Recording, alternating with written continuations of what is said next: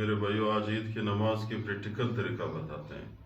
سب سے پہلے نیت کرے۔ نیت کرتا ہوں 2 رکعت صلاۃ واجب ابتدائی امام کے پیچھے تکبیرات 6 تکبیر کے ساتھ اللہ اکبر۔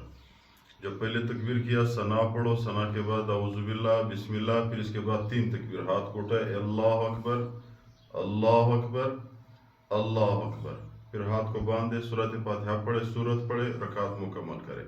دوسری رکعت کے لیے جب اٹھے ہو تو پھر دوسری رکعت کے بعد امام سورۃ فاتحہ پڑھتا ہے، اس کے بعد قرات کرتا ہے، پھر امام تکبیر کرتا ہے، اب بھی تکبیر کرے، اللہ اکبر، اللہ اکبر، اللہ اکبر، رکعت مکمل، تحیات پہ امام بیٹھ جاتا ہے، سلام پھیر دیتا ہے۔ یہ عید کی نماز ہو گیا۔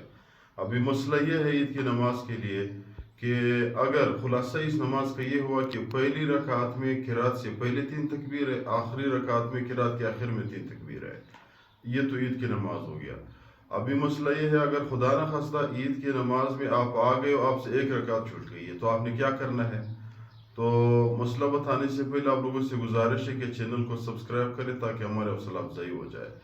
تو آپ یہ کریں، جب رکعت چھوٹ گیا ہے امام کے ساتھ دوسری رکعت میں شامل ہو جائے۔ جب امام نے سلام پھیر دیا تو آپ کھڑے ہو، ثنا پڑھو، اعوذ باللہ، بسم اللہ پڑھو، اپنے 3 تکبیر کرو، پھر اس کے بعد سورۃ فاتحہ پڑھو، پھر اس کے بعد سورت پڑھو، نماز مکمل کرو۔ ایک دوسرا مسئلہ یہ ہے اگر آپ آ گئے امام رکوع میں گئے تو آپ جلدی تکبیر تحریمہ کرو اور ساتھ 3 تکبیر کرو، پھر رکوع میں شامل ہو جاؤ۔